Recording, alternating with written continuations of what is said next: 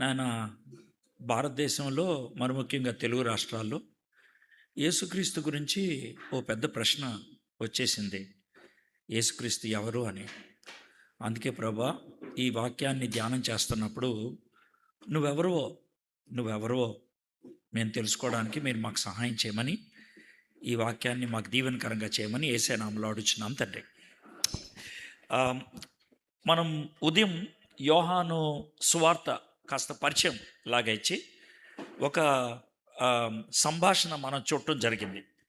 చాలా క్విక్గా చెప్పాలి అని అంటే కనుక యోహాను సువార్త 21 అధ్యాయాలు, 3 ఏళ్ళు, 3 విషయాలు, ఒక్కొక్క విషయానికి 7 ఉదాహరణలు.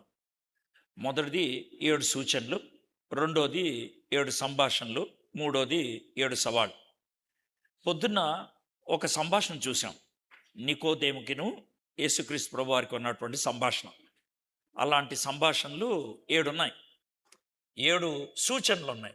7 అద్భుత కార్యాలు యేసు ప్రభు వారు చేశారు. అంటే చేసిన వాటిలో 7 మనకు చూపించారు. అవి చూపించడం ద్వారా యేసుక్రీస్తు ప్రభు వారు దేవుడు అని ఆయన రుజువు చేయాలని ప్రయత్నం చేశాడు. ఎవరు? యోహాను గారు. యోహాను గారు మిగిలిన 3 సువార్తికుల్లాగా రాయలేదు. ఈయన కోర్టులో ఒక లాయర్ గారు ఒక కేసుని వాదించినట్లు రాశారు. కోర్టులో ఒక లాయర్ గారు యేసుక్రీస్తు, యేసు అనే ఆయన క్రీస్తు, యేసు అనే చరిత్రలో ఉన్నటువంటి ఒక మనిషి, ఆయన పరలోకం నుంచి ప్రత్యేకంగా పంపించబడ్డనటువంటి క్రీస్తు, ఆయన అభిషిక్తుడు, ఆయన మెస్సయ్య. ఎందుకు అని అంటే 21 కారణాలు. 21 కారణాలు. ఇది ఆయన వాదన అన్నమాట. ఇది ఆయన పుస్తకం. చాలా చేశాడు. అవన్నీ రాయటానికి ప్లేస్ సరిపోదు. కాబట్టి ఇవెందుకు రాస్తానంటే ఈ ఒకే ఒక ఉద్దేశం, యేసు క్రీస్తు అని మీరు గుర్తించాలి. ఆ విధంగా మీరు విశ్వసిస్తే మీకు నిత్య జీవం ఉంటుంది అనేది ఆయన యొక్క వాదన. ఈరోజు మనము యోహాను సువార్త 4వ అధ్యాయంలో చాలా ఫేమస్ సంభాషణ. బహుశా మీరు కొన్ని వందల వర్తమానాలు వినుండొచ్చు. సమరయ స్త్రీతో యేసు ప్రభు మాట్లాడినటువంటి ఆ సన్నివేశం. కానీ నేను చూసేటువంటి విధానం కొంచెం వేరుగా ఉంటుంది. అంటే నేనేమి మర్మాలేమి చెప్పను, కాకపోతే నేను దాంట్లో సెలెక్టివ్గా కొన్ని తీసుకొని యేసుక్రీస్తుని మీకు పరిచయం చేయాలి అని అనుకుంటున్నాను. Who is Jesus Christ? యేసు ప్రభు ఎవరు? తెలుగు రాష్ట్రాల్లో యేసయ్య గురించి ఒక పెద్ద దుమారం రేగింది. యేసు ప్రభు యొక్క గుర్తింపు, యేసు ప్రభు యొక్క వ్యక్తిత్వం, యేసు ప్రభు ఎవరు అనే దగ్గర చాలా రకాలైనటువంటి భిన్న అభిప్రాయాలు వచ్చాయి. ఎవరికి ఇష్టం వచ్చినటువంటి చిత్రాన్ని యేసు ప్రభు గురించి గీసేయటం మొదలుపెట్టారు. కానీ మీకు ఒక విషయం చెప్తాను చూడండి. యేసు ప్రభు గురించి మనం తెలుసుకోవాలంటే చరిత్రలోకి వెళ్తే మనకి సరిగ్గా తెలియదు, లేకపోతే పండితుల దగ్గరికి వెళ్తే సరిగ్గా తెలియదు. యేసు ప్రభు గురించి దేవుడు మనకి 4 ముఖ చిత్రాలు ఇచ్చాడు. యేసు ప్రభు వారి గురించి దేవుడు పరిశుద్ధాత్ముడి ద్వారా 4 ముఖ చిత్రాలు ఇచ్చాడు, 4 కోణాలు ఇచ్చాడు, 4 దృక్పథాలు ఇచ్చాడు. 4 సైడ్స్ నుంచి ఈ నలుగురు చూసి మనకి రాసి ఇచ్చారు. ఆ నలుగురు రాసిన దాన్నే 4 సాక్ష్యాలు అని అంటాం, 4 సువార్తలు అని అంటాం. కాబట్టి ఇక ప్రపంచంలో ఎవరు ఏది చెప్పినా కూడా సువార్తల్లో చూపించినటువంటి క్రీస్తుకి అవి సరితూగుతుందా లేదా అనేది చూసుకోవాలి. మీ దగ్గరికి పెద్ద పండితుడు వచ్చి యేసు ప్రభు ఇది అని చెప్తే కనుక కంగారు పడిపోవాల్సిన అవసరం లేదు. ఆగండి, సువార్తల్లో అలాగే ఉందా? యేసు ప్రభు గురించి 4 రాశారు కదా, వాళ్ళు రాసింది అలాగే ఉందా? ఒకవేళ లేదు అని అంటే నేను తీసుకోను సార్, నేను తీసుకోను. ఎందుకనంటే మీరు బాగా చదువుకున్న వాళ్ళు అయి ఉండొచ్చు, బాగా పేరున్న వాళ్ళు అయి ఉండొచ్చు, మీ వెనకాల పెద్ద మంది ఉండుండొచ్చు. కానీ యేసు ప్రభు గురించి ఈ 4 తెలిసినంత మనకి ఇప్పుడున్నటువంటి వాళ్ళలో ఎవరికీ తెలియదు. వాళ్ళు మనకి ఆయన గురించి ఇవ్వటం అనేది జరిగింది. సరే, ఒక కోణంలో దాన్ని చూస్తే బాగుంటుంది. ఎందుకనంటే మనకి యేసు ప్రభు గురించి నేను చెప్తాను అని అంటే మీకు అంత ఇంట్రెస్ట్ ఉండకపోవచ్చు. అందుకనే నేను ఒక స్టోరీ లైన్లోంచి యేసు ప్రభుని మీకు పరిచయం చేయడానికి నేను ప్రయత్నం చేస్తాను.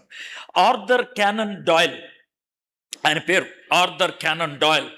ఇంగ్లాండ్ దేశానికి పైన స్కాట్లాండ్ ఉంటుంది. స్కాట్లాండ్ అనే దేశంలో ఆయన ఒక నవలా రచయిత, నావలిస్ట్ అంటారు. మనకి ఇదివరకు ఎద్దనపూడి సులోచన రాణి, మధుబాబు ఇలాంటి వాళ్ళు ఉండేవాళ్ళు. వాళ్ళు నవల రచయితలు. ఈయన కూడా అలాంటి నవల రచయిత. ఓకే, ఇప్పుడు నవళ్ళు పెద్ద ఎక్కువ లేవు. ఇప్పుడు అన్ని సినిమాలు లేకపోతే సీరియల్స్ చేస్తూ ఉంటారు కదా. కాబట్టి సినిమాల వెనకాల, సీరియల్స్ వెనకాల ఉన్నటువంటి వ్యక్తుల్ని ఊహించుకోవచ్చు. ఆయన ఊహించి కథలు రాసేటువంటి వాడు. అయితే ఆయన బాగా పేరు ప్రఖ్యాతులు గడించిన వాడు కాబట్టి చాలామంది మిత్రులు ఉన్నారు. అంటే చాలామంది మిత్రులు ఉన్నారంటే డబ్బున్నవాడు. ఇంగ్లాండ్ దేశంలో స్టీల్ ఫ్యాక్టరీకి ఓనర్, లేకపోతే పేపర్ ఇండస్ట్రీకి ఓనర్, ఇలాగా దగ్గర దగ్గర 12 మంది బాగా డబ్బున్న వాళ్ళు, కోటీశ్వరులు తనకి మిత్రులు ఉన్నారు. అయితే ఒకరోజు ఏం చేశాడంటే ఈ 12 మందికి పొద్దున్న 6 గంటలకి ఒక టెలిగ్రామ్ ఇచ్చాడు. ఏమని టెలిగ్రామ్ ఇచ్చాడంటే, అన్నీ బయటపడిపోయినాయి పారిపోండి, అన్నీ బయటపడిపోయినాయి పారిపోండి అని టెలిగ్రామ్ ఇచ్చాడు. ఆ టెలిగ్రామ్ ఇచ్చినటువంటి 3 గంటలకి ఆయన 12 మంది మిత్రులకి ఫోన్ చేస్తే, అయితే స్విచ్ ఆఫ్ చేస్తుంది, లేకపోతే కవరేజ్ ఏరియాలో లేదు. 12 మంది కూడా అండర్ గ్రౌండ్లోకి వెళ్ళిపోయారు. 12 మంది కూడా పారిపోయారు. ఇది జరిగినటువంటి విషయం. అయితే ఆర్థర్ క్యానన్ డాయల్ నవ్వుకోవటం మొదలుపెట్టాడు. మనిషి ఇలాంటి వాడనమాట అని. ఎందుకు అనంటే ఆ టెలిగ్రామ్ పంపించింది ఆయన ఏప్రిల్ ఫూల్స్ డే రోజు, ఏప్రిల్ 1వ తారీఖు. మీకు తెలుసు కదా, ఏప్రిల్ ఫూల్ సరదాగా చేసుకుంటాం. ఆ విధంగా ఏప్రిల్ ఫూల్ చేయడానికి ఆయన ఏప్రిల్ 1వ తారీఖు పంపించినటువంటి టెలిగ్రామ్. కానీ వాళ్ళకి భయం వేసి పారిపోయారు, అన్నీ బయటపడిపోయినాయి అని. ఇక్కడ కూర్చున్నటువంటి మనందరికీ, ఇంక్లూడింగ్ మీ, మనందరికీ ఎవరికీ తెలియనటువంటి విషయాలు మనలో కొన్ని ఉన్నాయి.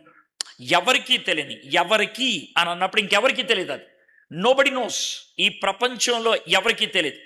నీకొక్కదానికే తెలుసు నీకు జరిగిందేంటో, నీకొక్కదానికే తెలుసు, నీకొక్కడికే తెలుసు నువ్వేం చేశావు. అది నీకొక్కడికే తెలుసు. అది లోన ఉండిపోయినటువంటి ఒక అగ్నిపర్వతం లాంటిది, పడుకున్నటువంటి అగ్నిపర్వతం లాంటిది, నిద్రపోతున్నటువంటి అగ్నిపర్వతం లాంటిది. అది ఎప్పుడు పగులుతుందో తెలీదు, ఎలా పగులుతుందో తెలీదు. ఆ భయం మనకి ఎప్పుడు ఉంటుంది. ఇది మన గతం గురించి మనకున్నటువంటి భయం.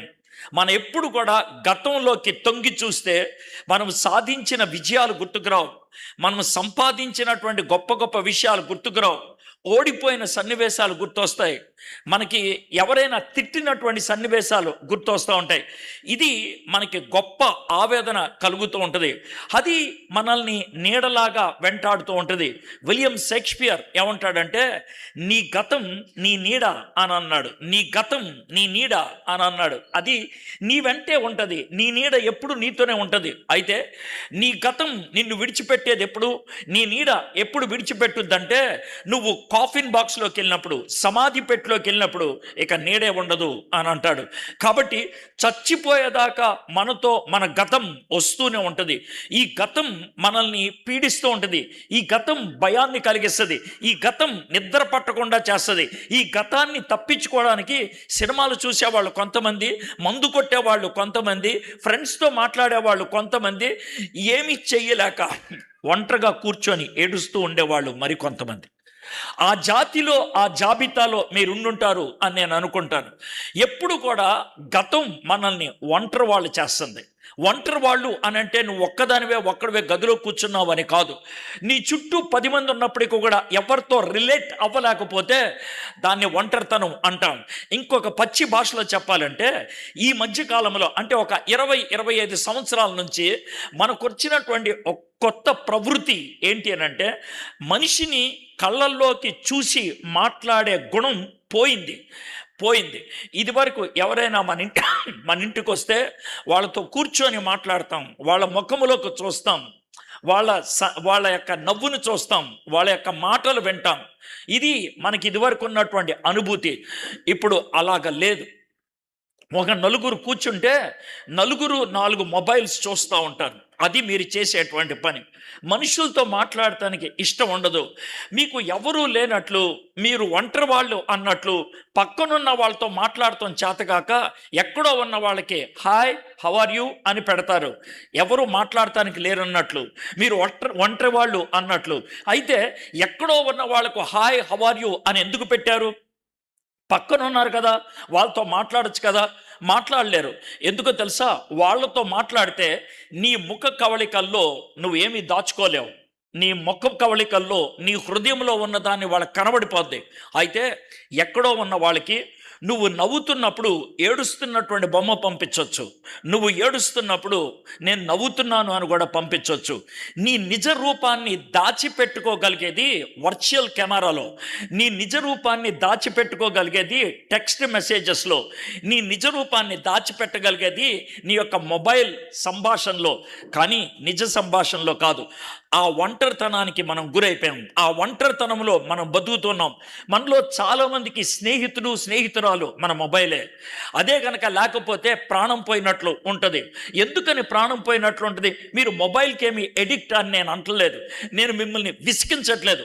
వాస్తవానికి వస్తున్నాను, రూట్ కాజ్లోకి వస్తున్నాను. ఏంటో తెలుసా? ఒంటరితనం. ఈ ప్రపంచంలో అతిపెద్ద జబ్బు ఒంటరితనం. అతిపెద్ద జబ్బు ఒంటరితనం. ఒంటరితనం తీవ్ర స్థాయికి వెళ్తే మనకి నిరాశ ఉంటుంది. అంతకంటే తీవ్ర స్థాయికి వెళ్తే చచ్చిపోవాలనిపిస్తుంది. అంతకంటే పై స్థాయికి వెళ్తే సూసైడల్ థాట్స్ ఉంటాయి. ఇక్కడ కూర్చున్న చాలామంది నేను చచ్చిపోతే బాగుండు అన్న వాళ్ళు 90% మంది ఉంటారు. 90% మంది ఉంటారు. మీలో కొంతమంది చచ్చిపోవటానికి ప్రయత్నం కూడా చేస్తున్న ఉంటారు. మీలో కొంతమంది చచ్చిపోతే బాగుండు అని నోటితో కూడా అనుండి ఉంటారు. ఎందుకు వచ్చింది ఆ మాట? మీ గతం మిమ్మల్ని ఎంతగా ఒత్తిడిలోకి తీసుకెళ్ళిందంటే చచ్చిపోతే బాగుండు అని అనిపించింది. అది మనకున్నటువంటి పరిస్థితి. అలాంటి పరిస్థితుల్లో ఒక చిన్న సన్నివేశం 1998-99 ఆ ప్రాంతంలో ఒక ఇంగ్లీష్ సినిమా వచ్చింది, హాలీవుడ్. నేను సినిమా చూడలేదు. ఆ సినిమా కంటెంట్ ఏంటో కూడా నాకు తెలియదు. కానీ నాకు ఒకటి గుర్తుంది. ఏంటనంటే ఆ సినిమా టైటిల్, ఆ సినిమా పేరు కింద దాని ట్యాగ్ లైన్ ఒకటి ఉంటుంది. ఆ రెండు నాకు గుర్తున్నాయి.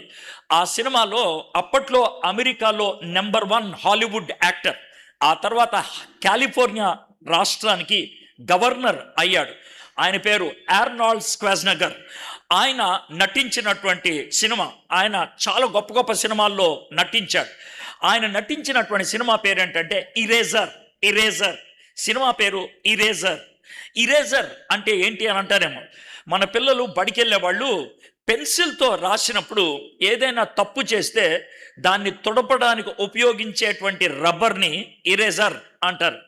ఆ సినిమా పేరు ఇరేజర్. దాని కింద ఉన్నటువంటి ట్యాగ్ లైన్ ఏంటంటే, నా గతాన్ని ఎవరైనా తుడిచేయగలరా? Can anybody remove my past? Can anybody remove my past? Can somebody remove my past? నా గతాన్ని తుడిచేవాడు ఎవడైనా ఉన్నాడా? నా జీవితానికి ఒక కొత్త ఆరంభాన్ని ఇవ్వగలిగేవాడు ఎవరైనా ఉన్నాడా? Is there somebody who can give a new beginning? ఒకవేళ ఈరోజు దేవుడు నాకు కనబడి, ఎడ్వర్డ్ నీకేం కావాలి అని అంటే, దేవా ఈ జీవితాన్ని మళ్ళీ జీవించడానికి నాకు ఒక బిగినింగ్ ఇస్తావా? నేను చేసినటువంటి తప్పులు చెయ్యను, నేను వెళ్ళినటువంటి చోట్లకు వెళ్ళను, నేను ప్రయత్నం చేసినటువంటి ఆ దరిద్రమైనటువంటి ప్రయత్నాలు మళ్ళీ చేయను. నేను చాలా జాగ్రత్తగా ఉంటాను. నేను బయటికి చెప్పట్లేదు నా ప్రయత్నాలు విఫలమైనాయి అని. నేను బయటికి చెప్పట్లేదు నేను చేసినటువంటి అన్ని కూడా నాకు నష్టాన్ని కలిగించినాయి అని. నా మీద ఒక చెరగని ముద్ర గీసేసింది అది. దాన్ని ఎవరు తుడపలేరు. Nobody can clean my heart. నా హృదయాన్ని తుడిచేవాడు ఎవడో లేడు. నా గతాన్ని కడిగేవాడు ఎవడో లేడు. ఇది మనకున్నటువంటి పరిస్థితి. అలాంటి స్థితిగతుల్లో మనకి ఒక కొత్త జీవితాన్ని ఇవ్వగలిగేవారు ఎవరైనా ఉన్నారా? Can somebody give me a new beginning? ఒక కొత్త ఆరంభాన్ని ఎవరైనా ఇవ్వగలరా? ఆ ఆరంభం ఎలా ఉండాలి అనంటే ఏమాత్రం బాధ లేకుండా ఉండాలి. మీకు వైకుంఠపాళి తెలుసు కదా, వైకుంఠపాళి. ఇప్పుడున్నటువంటి తరానికి వైకుంఠపాళి తెలియదు. ఇప్పుడున్నటువంటి తరం వారు వైకుంఠపాళి ఒకవేళ ఆడితే దాన్ని ఏమని ఆడతారంటే స్నేక్స్ అండ్ లేడర్స్ లాడర్స్ అని ఆడతారు. పావులు ఉంటాయి, నిచ్చెనలు ఉంటాయి. 1 నుంచి 100 దాకా మనం పాచికలేసి పైకి వెళ్తూ ఉంటాం. అయితే దాంట్లో 97 దగ్గర ఒక పాము ఉంటుంది, 97 దగ్గర ఒక పాము ఉంటుంది. ఇంకా 2 మెట్లు దాటితే నువ్వు ఫైనల్కి వెళ్తావు. అయితే ఆ 97 దగ్గర ఆ పాము కనుక మింగితే నువ్వు వచ్చేది మళ్ళీ 1 దగ్గరికి. అయితే అది నీకు చాలా బాధ కలిగిస్తుంది. కానీ ఈరోజు నువ్వు అడుగుతుంది ఏంటి తెలుసా? I want to start again. I want to start again. నా జీవితాన్ని మళ్ళీ మొదలు పెట్టాలనుకుంటున్నాను. Can there be a choice? నాకు అలాంటి అవకాశం దొరుకుద్దా? ఇది మనకున్నటువంటి ప్రశ్న. ఈ ప్రశ్నకు జవాబుగా మనము సమరీ స్త్రీ గురించి తెలుసుకోవడానికి ప్రయత్నం చేద్దాం. మీ దగ్గర బైబిల్స్ ఉంటే యోహాను సువార్త 4వ అధ్యాయం మీకు బాగా తెలిసినటువంటి సన్నివేశం. కాకపోతే నేను చేసే పని ఏంటో మీకు చెప్తాను.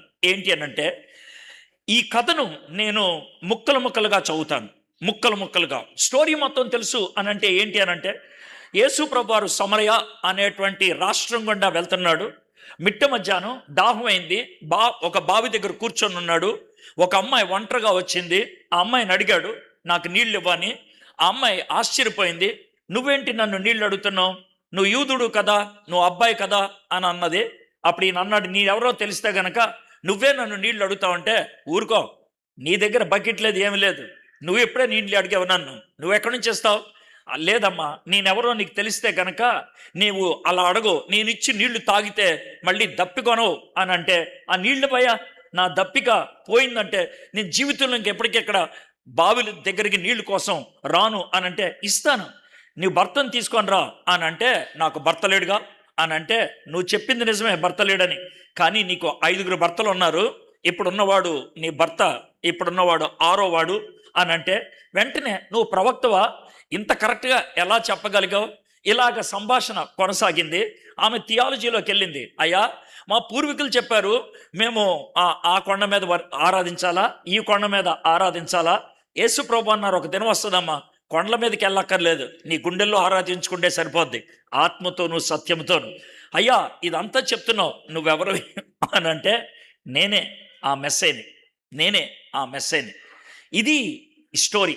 ఆమె వెళ్ళి ఊర్లో వాళ్ళని తీసుకొచ్చింది. ఊర్లో వాళ్ళు యేసు ప్రభుని మెస్సైగా స్వీకరించారు. ఈ అధ్యాయంలో 3 సాక్ష్యాలు ఉంటాయి. సాక్షి నెంబర్ 1 యేసయ్య తానెవరో చెప్పాడు. సాక్షి నెంబర్ 2 సమరీ స్త్రీ ఊర్లోకి వెళ్ళి చెప్పింది. సాక్షి నెంబర్ 3 ఊర్లో వాళ్ళు యేసయ్యతో మాట్లాడిన తర్వాత సమరీ స్త్రీతో చెప్పారు, నువ్వు చెప్పావని కాదు, ఇప్పుడు మేము తెలుసుకున్నాం ఈయన రక్షకుడని. 3 సాక్ష్యాలు ఈ అధ్యాయంలో ఉన్నది. టోటల్ స్టోరీ మీ ముందు పెట్టేశాను, ఇంకా ఏమి లేదు. కాబట్టి నాకు అర్థం కాదు, నాకు తెలియదు అనేది లేదు, ఇందులో మర్మయుక్తంగా చెప్పేది కూడా ఏమి లేదు. So this is the total narration అక్కడ ఉన్నటువంటిది. అయితే దీన్ని నేను 2 సార్లు చదువుతాను, 2 times, అంటే టోటల్ పాసేజ్ కాదు, అక్కడక్కడ సెలెక్టివ్గా చదువుకుంటూ వస్తాను నేను. దాంట్లోంచి మనం తెలుసుకోవడానికి ప్రయత్నం చేద్దాం. 7వ వచనం, మీ దగ్గర బైబిల్స్ ఉంటే 7వ వచనం. సమరీ స్త్రీ ఒక్కతే నీళ్లు చేదుకొనుటకు అక్కడకు రాగా, అప్పటికి ఇంచుమించు 12 గంటలు ఆయన. ఆఫ్టర్నూన్ 12, మధ్యాహ్నం 12 గంటలకి ఇది జరిగింది. ఆఫ్టర్నూన్ 12 అక్కడికి ఒక అమ్మాయి ఒంటరిగా వచ్చింది. నేను ఇచ్చినటువంటి ఇంట్రొడక్షన్ని నేను ఇక్కడ ఏ విధంగా కలుపుతానో చూడండి. యూజువల్గా ఆడోళ్ళు నీళ్ల కోసం పొద్దున్న వెళ్తారు, లేకపోతే సాయంత్రం వెళ్తారు. That's number 1. నెంబర్ 2, ఆడవాళ్ళు ఒంటరిగా వెళ్ళరు ఫర్ సెవరల్ రీజన్స్. ఒక రీజన్, కలిసి వెళ్తే కనుక కబుర్లు ఆడుకుంటూ వెళ్ళొచ్చు, ఎంత దూరమైనా సరే నీళ్లు మూసుకెళ్తే సరదాగా ఉంటుంది. రెండోది, కలిసి వెళ్తే వాళ్ళని ఎవరైనా దాడి చేస్తే కనుక వాళ్ళు ఎదురు దాడి చేయటానికి అవకాశం ఉంటుంది. అప్పట్లో ఇలా నీళ్లు కోసం వెళ్ళినప్పుడు వేరే వాళ్ళు అమ్మాయిల్ని అత్యాచారం చేయటం కూడా ఉండేది. అందుకనేసే వాళ్ళు గుంపుగా కలిసి వెళ్ళటం అనేది వాళ్ళకు ఉన్నటువంటి అలవాటు. అయితే పొద్దున కానీ సాయంత్రం కానీ. ఇక్కడ చూస్తే ఈమె మిట్ట మధ్యాహ్నం ఎవరూ రాని టైంలో ఒక్కతే వచ్చింది. ఇది ఒంటరితనానికి నిదర్శనం. Expressed loneliness. 2 రకాలైనటువంటి ఒంటరితనాలు ఉంటాయి. ఒక ఒంటరితనం మీలో చాలామందికి ఇప్పుడు ఉంటుంది. ఇప్పుడు మీలో చాలా మందికి ఉంటుంది ఏంటి అని అంటే, అందరితో బాగానే ఉంటారు, బాగున్నారా, కాఫీ తాగుతారా, ఇది ముఖం మీద కనబడుతుంది, కానీ లోన మాత్రం వేరే ఉంటుంది. అంటే నా మీద వ్యతిరేకత ఉంటుందని కాదు, మీలో తెలియని బాధ లోన ఉంటుంది, దాన్ని ఎవరికి చెప్పుకోరు. మనుషుల మధ్యలో సరదాగా జీవిస్తారు. క్రికెట్ ఆడదామా, లేకపోతే అక్కడికి వెళ్దామా, ఇక్కడికి వెళ్దామా, ఇవి ఉంటాయి. బయట మాత్రం యాంత్రికంగా జరిగిపోతూ ఉంటుంది, లోన మాత్రం యుద్ధం జరుగుతూనే ఉంటుంది, లోన మాత్రం యుద్ధం జరుగుతూనే ఉంటుంది. ఇది కొంతమందికి ఉండేటువంటి ఒంటరితనం. అలాంటి వాళ్ళు ఒకవేళ ఒంటరిగా ఇంకో వ్యక్తితో మాట్లాడితే కొద్దిసేపు హృదయాన్ని విప్పి మాట్లాడితే ఎక్కువ టైం పట్టదు, 15 నిమిషాల్లో ఏడవటం మొదలు పెడతారు. మీలో చాలామంది ఆ టైప్, చాలామంది ఆ type. You go through that loneliness, ఆ ఒంటరితనం గుండా.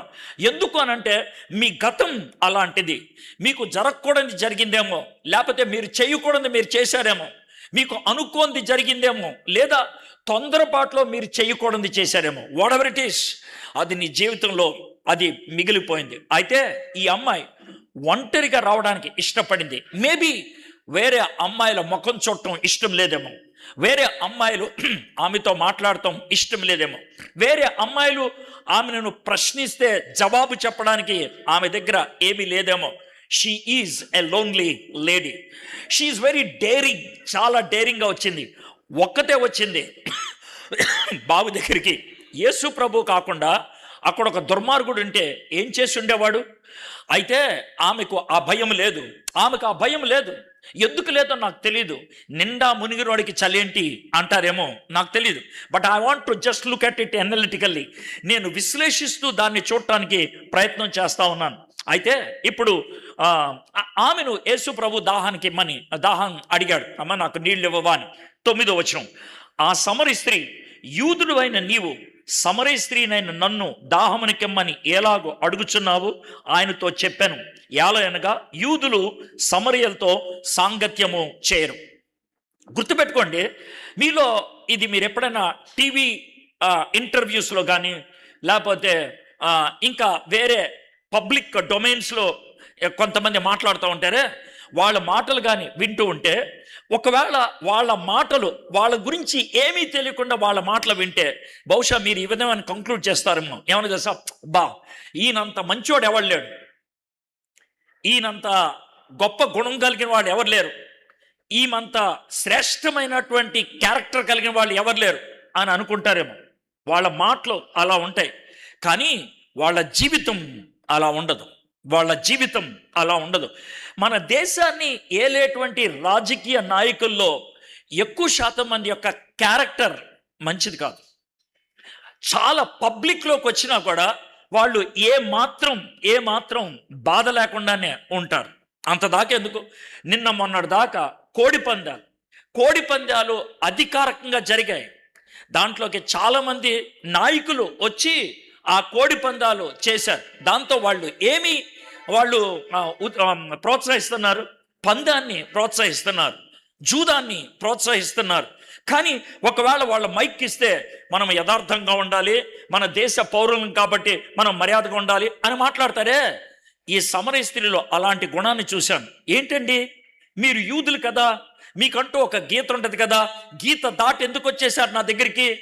ఆ విధంగా అడుగుతుంది. గుర్తుపెట్టుకోండి, కొంతమంది దొంగతనం చేసేవాళ్ళు అయి ఉండొచ్చు, కానీ వాళ్ళకు కూడా కొన్ని ఎథిక్స్ ఉంటాయంట. ఒకసారి నేను ఈ భద్రాచలం దాటిన తర్వాత ఛత్తీస్గఢ్ ఆ ప్రాంతానికి వెళ్ళే చోట శబరి అనే నది ఉంటుంది. ఆ నది అవతల కొండలు ఉంటాయి, 18 కొండలు ఉంటాయి, 18 కొండలు, హిల్స్. ఆ కొండల మీద ఒక జాతి వాళ్ళు జీవిస్తున్నారు, ఇప్పటికీ ఉంటారు ఆ జాతి వాళ్ళు. వాళ్ళని బోండోస్ అని అంటారు. ఇది జరిగింది 1994 ఆ ప్రాంతంలో. నా మిత్రుడు, నాకు తెలిసినట్టు ఒక ఆయన అలెక్స్ అనేటువంటి ఆయన అక్కడ డాక్టర్గా పనిచేస్తున్నాడు. ఆయన ఒక డాక్టర్. అయితే నేను అక్కడికి వెళ్ళి, ఈ బోండోస్ పైన ఉంటారు కదా, వాళ్ళు ఇక్కడ రింగ్స్ వేసుకొని ఉంటారు, ఒళ్ళు నిండా వాళ్ళకి గొలుసులు అంటే పూసల దండలు ఉంటే ఆడవాళ్ళు అయితే. మగవాళ్ళైతే ఏముండవు, వాళ్ళకి బట్టలు వేసుకోవటం తెలీదు, వాళ్ళకి బట్టలు ఉండవు, వాళ్ళు అర్థమైందా. ఆడవాళ్ళు మాత్రం గొలుసులతో పైన ఛాతీని కవర్ చేసుకుంటారు. వారానికి ఒకసారి కిందకు వస్తారు, అగ్గిపెట్టి, నూనె, తర్వాత ఉప్పు కొనుక్కొని పైకి వెళ్తారు. కొనుక్కోవడానికి వాళ్ళకి డబ్బులు ఉండవు కాబట్టి వాళ్ళు పైనుంచి టమాటాలు, రాగులు తీసుకొచ్చి ఇన్ని టమాటాలు ఇచ్చి ఒక అగ్గిపెట్టి, ఇన్ని రాగులు ఇచ్చి కొంచెం నూనె తీసుకొని వెళ్ళటం వాళ్ళకి అలవాటు. అప్పుడు మాత్రం ఆడవాళ్ళు చిన్న టవల్ లాంటిది వాళ్ళ నడుం కట్టుకొని కిందకు వస్తారు. ఇది పరిస్థితి. అలెక్స్ అన్నాడు, నిన్ను పైకి తీసుకెళ్తాను, వాళ్ళ జీవితాన్ని చూడొచ్చు అని. నేను పైకి వెళ్ళాను. అక్కడికి వెళ్ళేటప్పటికి వీళ్ళు తాగి డ్యాన్స్ వేస్తున్నారు. ఒక ఏదో దేవతలాగా ఉన్నది, ఒక కర్ర, దాని చుట్టూ వాళ్ళు డ్యాన్స్ వేస్తున్నారు. ఒక అరగంట సేపు ఉన్నాం. బాగా తాగి మత్తెక్కిన తర్వాత, అన్న వెళ్ళిపోదాం కిందకి అని అన్నాడు. సరే అని కిందకి వెళ్ళిపోతున్నాను. కిందకి వెళ్ళిపోతున్నప్పుడు చెప్పిన మాటలు ఒకవేళ పైకి వెళ్తున్నప్పుడు చెప్పినట్లయితే నేను పైకి వెళ్ళి ఉండేవాడిని కాదు.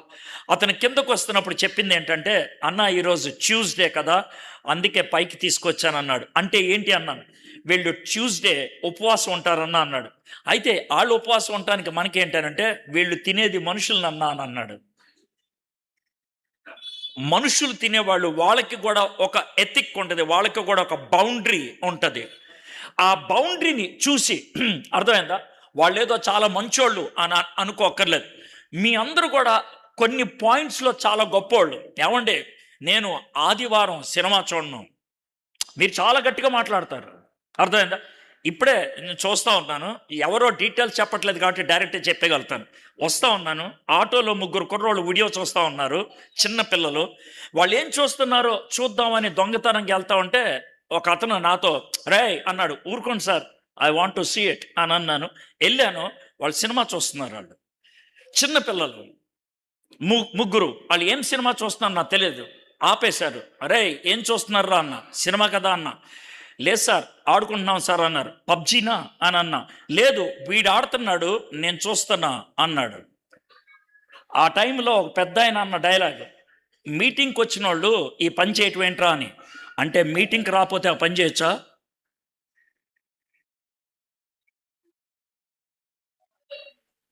నేను ఎక్కడో కల్పించి చెప్పలా, ఇప్పుడే జరిగిన విషయం అదే. ఇది మనందరం ఉపయోగించే డైలాగ్ ఇదే. నేను బైబిల్ చేత్తో పట్టుకున్నాను, అబద్ధం ఆడను. నేను చర్చిలో ఉన్నాను, అబద్ధం ఆడను. దేవుని సేవకుడు పక్కన ఉన్నాడు, నేను అబద్ధం ఆడను. ఈమె అదే టైప్, ఈమె కూడా అదే టైప్. నువ్వు యూదుడివి, నాతో మాట్లాడతావేంటి? నువ్వు అబ్బాయివి, నేను అమ్మాయిని, నాతో మాట్లాడతావేంటి? నువ్వు ఒంటరిగా ఉన్నావు, నేను ఒంటరిగా ఉన్నాను, నువ్వు ఎందుకు మాట్లాడుతున్నావు ఇలాగా? దాంతో ఆమె గొప్పది అనుకోకర్లా. బహుశా అది కూడా భయంతో అన్నటువంటి మాటేమో, అది కూడా ఒంటరితనంతో అన్నటువంటి మాటేమో. ఒంటరితనంలో ఉన్న వాళ్ళకి ఎక్కువ ఉండేది ప్రశ్నలే. ఏ అనంటే, ఒంటరిగా ఎవరన్నా కూర్చుంటే కనుక, ఏంటండి, ఏంటి బాగున్నారా? బాగున్నానులే, మీరెవరు, ఎందుకు, ఇలాంటి ప్రశ్నలు వస్తాయి. ఎందుకని? వాయ్? ఒంటరిగా ఉన్న వాళ్ళు ఎవరైనా చనువు తీసుకొని వాళ్ళ జీవితంలోకి తొంగి చూస్తున్నారంటే, వాళ్ళకి దగ్గర అవుతున్నారంటే భయం వేస్తుంది. అందుకనే ఆమె వద్దు అని చెప్పుకుంటూ వెళ్ళిపోయింది. సరే యేసు ప్రభువారు అన్నారు, అమ్మ నేను నీళ్ళు ఇస్తాను అని అంటే, ఆవిడ చూడండి ఏం మాట్లాడిందో. 12వ వచనం. కేవలం సమరయ స్త్రీని మాత్రమే అనలైజ్ చేస్తున్నాం. ముందు తానును తన కుమారులను పశువులను ఈ బావి నీళ్లు త్రాగి మాకిచ్చిన మన తండ్రి అయిన యాకోబు కంటే నువ్వు గొప్పవాడువా అని ఆయనను అడిగాను. ఆవిడ చూడండి ఇంక్లూజివ్ అంటారు, నెమ్మదిగా ఈయన్ని కలుపుకుంది. ఎవరితో చూడండి, అక్కడ మన అనే మాట ఉంది, మన తండ్రి అయిన యాకోబు. ఎందుకు అనంటే, సమరీయులు అటు యూదులకి ఇటు అన్యులకి కలిపి పుట్టినవాడు. ఏది అయినప్పుడు కూడా మనందరం కూడా అక్కడి నుంచి వచ్చిన వాళ్ళమే. ఎక్కడి నుంచి? యాకోబు గారి దగ్గర నుంచి. కాబట్టి నేను ధైర్యంగా మాట్లాడగలను, మన తండ్రి అని నేను అనగలను, అవర్ ఫాదర్ అని నేను అనగలను. కలిపేసుకుంది, యేసు ప్రభుని కలిపి మాట్లాడుతూ ఉంది. మనం ఒకవేళ ఎవరైనా మన జీవితంలో కొంచెం సీరియస్గా మాట్లాడటం మొదలు పెడితే, కొంచెం వాళ్ళు మన జీవితాన్ని తొంగి చూస్తున్నాడు అనుకుంటే, మనము ప్రొటెక్షన్ కోసం, ఒక విధంగా దడి కోసం మనం మాట్లాడే మాటలు. బ్రదర్, నేను బైబిల్ ఇప్పటికి 2 సార్లు చదివేశాను. నిన్ను అడిగాను, నేను టక్కమని చెప్తావు. నేను ప్రతి శుక్రవారం ఉపవాస ప్రార్థన చేస్తాను. నేను అడిగానా? ఎందుకు సడన్గా చెప్పేస్తున్నావు ఆ మాటలు? ఎందుకు చెప్తున్నావు? ఈ మాటలన్నీ చెప్పడం ద్వారా ఏం చేయడానికి ట్రై చేస్తున్నావు? నువ్వు పాస్టర్వి, నువ్వు బైబిల్ చదివావు, నేను కూడా చదివా. నువ్వు ప్రార్థనలు చేస్తావు, నేను కూడా చేస్తా. ఒక విధంగా నాకు భక్తి ఉన్నది సరిపోతులే. ఈమె కూడా ఏమంటుందంటే మనందరం ఒకటే. ఆ యాకోబు కంటే నువ్వు గొప్పవాడువా అని అడుగుతుంది. 15వ వచనం. ఆ స్త్రీ ఆయనను చూచి, అయ్యా, నేను దప్పికొనకుండానట్లు చేదుకొనుటకు ఇంత దూరం రాకుండానట్లు ఈ నీళ్లు నాకు దయచేయమని అడగగా యేసుప్రభువు అన్నారు తెలుసా, నేను ఇచ్చే నీళ్లు తాగితే మళ్ళీ ఇంకెప్పటికి దప్పికొనవు అని అంటే ఆవిడ అన్నటువంటి మాట. చాలాసార్లు మనం చేసేటువంటి పని కూడా ఇలా ఉంటుంది.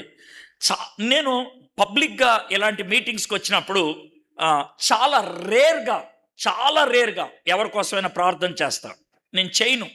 ఎందుకు చేయను అంటే నాకు చాలా అనుభవాలు ఉన్నాయి. ఏంటి ఆ అనుభవాలు అంటే, ఎవరికైనా చేస్తే కనుక ఇమీడియట్గా జరిగింది, బ్రదర్ నాకు కూడా వచ్చిన ప్రార్థన చేయండి, బ్రదర్ నాకు కూడా వచ్చిన ప్రార్థన చేయండి. బ్రదర్ ఏమన్నా ఒక అట్టిపండు ఇవ్వడానికి, లేకపోతే మరమరాలా మీకు ఏమన్నా వేయడానికి? పైగా ఒకవేళ కాదు సిస్టర్ అంటే వెంటనే ఎందుకు చేయరు ప్రార్థన? ఒకవేళ కనుక మీ గుండెల్లోకి తొంగి చూస్తే ఆ టైంలో మీరు నన్ను అనేటువంటి బూతులు తక్కువ ఉండవు. ఇది పెద్ద గర్వం, డబ్బున్న వాళ్ళకే చేస్తారు, తెలిసిన వాళ్ళకే చేస్తారు, మేము అక్కర్లో ఉన్నాం మాకు చేయొచ్చు కదా, ఇన్ని మాటలు అని ఉంటాయి. కానీ ఏంటంటే ఓ ప్రార్థన చేస్తే నాకు దీవెన వచ్చేస్తుందేమో, ఓ ప్రార్థన చేస్తే. ఇది మీరు అనుకునేది. మీ చిన్నపిల్లలను తీసుకొచ్చి మా బాబు కోసం ప్రార్థన చేయండి, మా బాబు కోసం ప్రార్థన చేయండి. ఇది మీరు చేసేది. ఒక చిన్న ప్రార్థన చేస్తే పని అవుద్దేమో, లేకపోతే ఇదైతే అయిపోతుందేమో, ఇంతే మనకుండేది. నువ్వు ప్రార్థన చేసి వెళ్ళిపో బాస్, తర్వాత సంగతి తర్వాత జరుగుద్ది. ఈమె కూడా నాకు ఆ నీళ్ళు ఇచ్చేసి వెళ్ళిపో, అది ఆవిడ అన్నటువంటి మాట. తర్వాత యేసుప్రభువు వారు పెనుబట్టిని తీసుకొని రా, అది ఇది అని చెప్పిన తర్వాత ఆ స్త్రీ నాకు పెనిమిటి లేడనగా యేసు ఆమెతో, నాకు పెనిమిటి లేడని నువ్వు చెప్పిన మాట సరియే, నీకు 5 పెనిమిట్లుండ్రి, ఇప్పుడు ఉన్నవాడు నీ పెనిమిటి కాడు, సత్యమే చెప్పితివని నేను. అప్పుడు ఆ స్త్రీ, అయ్యా నీవు ప్రవక్తవని గ్రహించున్నాను. నేను యాక్చువల్గా ఆ మాట చూపించాలని చదివించాను. నీవు ప్రవక్తవని గ్రహించుచున్నాను. యేసు ప్రభు వారు యాక్చువల్గా ఆ అమ్మాయి జీవితాన్ని బయట పెట్టేశాడు. నీకు 5 పెనిమిట్లు ఉన్నారు, ఇప్పుడున్నవాడు పెనిమిటి కాదు. జాగ్రత్త వినండి. ఈ సమరీ స్త్రీ వేశ్య కాదు, షీఈస్ నాట్ ఏ ప్రాస్టిట్యూట్. వేశ్య కాదు. ఎందుకు కాదన్నానంటే, వేశ్య దగ్గరకు వచ్చేటువంటి మొగోళ్ళు వాళ్ళు పెనిమిట్లు కాదు, వాళ్ళు కస్టమర్లు. వాళ్ళు పని ముగించుకొని డబ్బులు ఇచ్చేసి వెళ్ళిపోయేవాళ్ళు. కాబట్టి వాళ్ళని పెనిమిట్లు అనరు. కొంతమందికి ఒకవేళ ఒక రాత్రి ఒకడితో గడిపితే మళ్ళీ జీవితంలో ఆడి ముఖం చూడకపోవచ్చు, వాడెవడో కూడా తెలియకపోవచ్చు. అలాంటి పరిస్థితులు వాళ్ళకు ఉంటాయి. అయితే ఈమె అలాంటిది కాదు. 5 పెనిమిటి ఏ విధంగా ఉంటాడో ఆమెతో వాళ్ళు అలా ఉన్నారు. ఆ తర్వాత ఇప్పుడున్నవాడు కూడా 6వ వాడు అలాంటోడు. ఈమెను మన జీవితంలోకి ఒక విధంగా ఈమెలో నన్ను నేను చూసుకోగలనా అని అనుకోవాలనుకుంటే ఈ ఏరియా ఒకటి సింక్ అవుతుంది.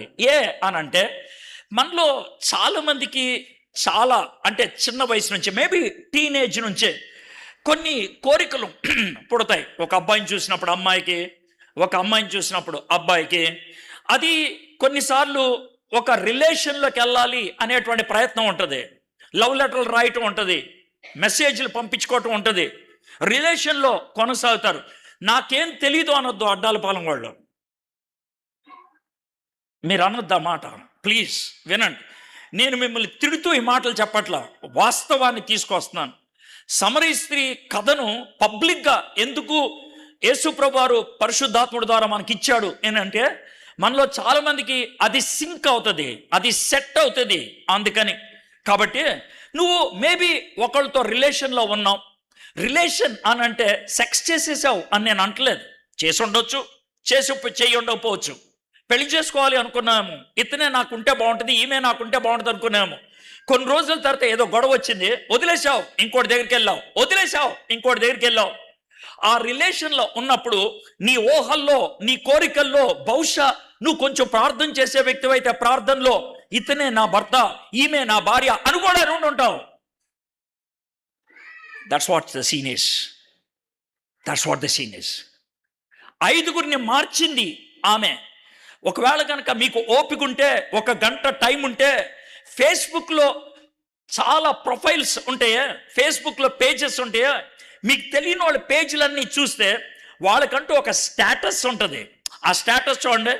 కొన్ని స్టేటస్లో హార్ట్ కనబడుతుంది, కొన్ని స్టేటస్లో పగిలిపోయిన హార్ట్ కనబడుతుంది, కొన్ని స్టేటస్లో కన్నీరు కారుస్తున్న హార్ట్ కనబడుతూ ఉంటుంది. ఏంటిది? ఇది ఒక స్టేటస్. ఈరోజు నేను రిలేషన్లోకి వచ్చాను, అది హార్ట్. ఈరోజు రిలేషన్ బ్రేక్ అయ్యాను, హార్ట్ బ్రేక్ అయిపోయింది.